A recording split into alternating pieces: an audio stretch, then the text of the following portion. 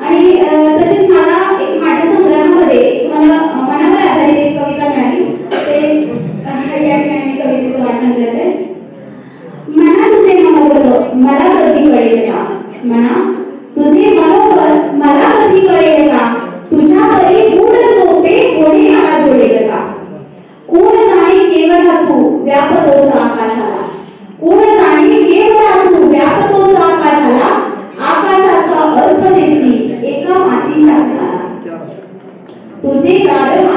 माझ्यासाठी थोडे तरी खुलेल का?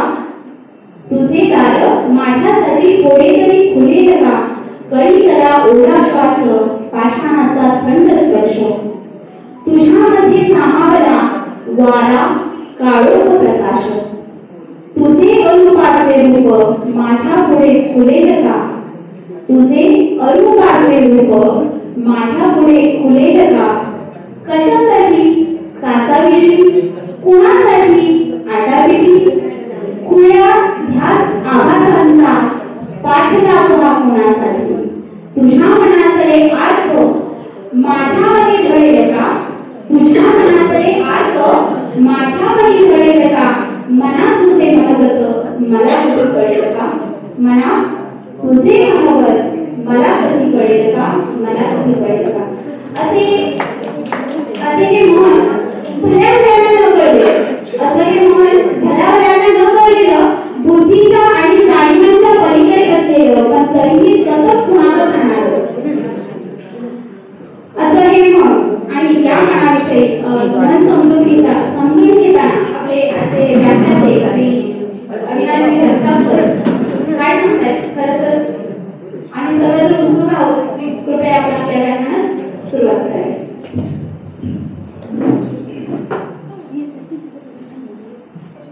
उंचीपेक्षा जास्त बोललो नाही, ठीक आहे, ऍडजस्ट करून बोलू. नाही असू द्या. तसं मी बदलच करणार होतो, कारण मला बिंगना माईकची बोलायची सवय आहे.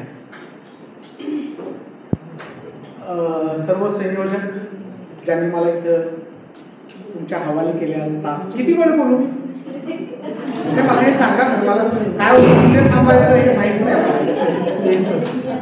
हा, SCIT पुण्याला असताना सकाळी 8ला सुरुवात करायचं, रात्री 7 वाजता म्हणायचं तर बास करा. किती बडबडत आहे, त्यामुळे माझी बडबड तुम्हाला सह्य होईल इथपर्यंतच सांगा. मला 1 तास बोलू शकतो? वा वा, थँक्यू. 45 मिनिटांना पोट भरत नाही.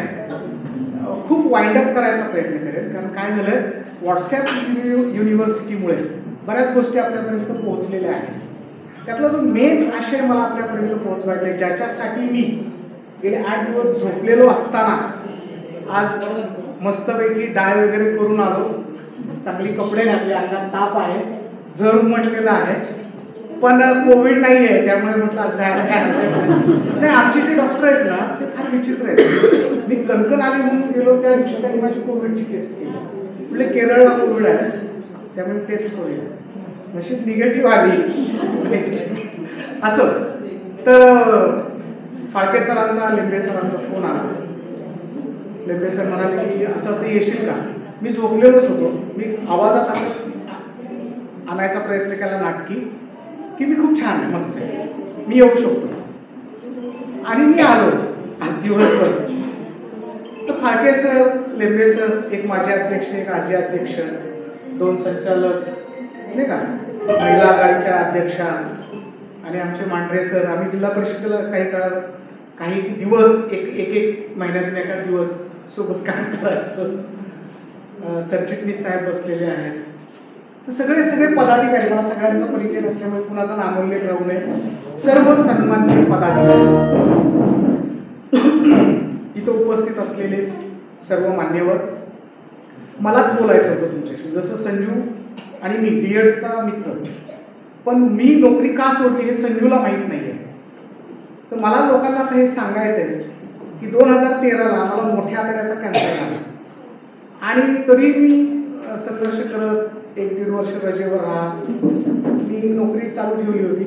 त्यातनं मी बाहेर पडलो, आणि 2015ला SCITच्या मुलाखती आल्या, आणि विषय सहाय्यक या पदावरती त्यांना माणसं भरायची होती. तर मी तिथे गेलो, सिलेक्ट झालो. मला तिथं जाण्याचा हेतू हा होता की माझं हॉस्पिटल SCIT मधून दिसायचं. पुन्हा हॉस्पिटलला माझी ट्रीटमेंट चालू होती. नंतर मला मंगेशकरला शिफ्ट केलं. तर ते दोन्ही हॉस्पिटल मला जवळ पडतील. मी साताऱ्यातून तिथं जायचं ट्रीटमेंट घ्यायला. मग त्यापेक्षा म्हटलं पुण्यातच मिळत असेल तर बरोबर, मी पुण्यात तिथं राहिलो. योगायोगाने ट्रेनिंग ब्रँच मिळाली मला, आणि ब्रँच अशी मिळाली की डेप्युटी डायरेक्टर नेहा बेलसरे आणि त्यांचा असिस्टंट मी, त्याच्यावरती डायरेक्टर मगर साहेब. याचा पुढील भाग लवकरच आपल्या भेटीला येत आहे. तोपर्यंत मस्त राहा, आनंदी राहा, आणि हो, लाईक, शेअर, कमेंट्स आणि सबस्क्राईब जरूर करा. धन्यवाद.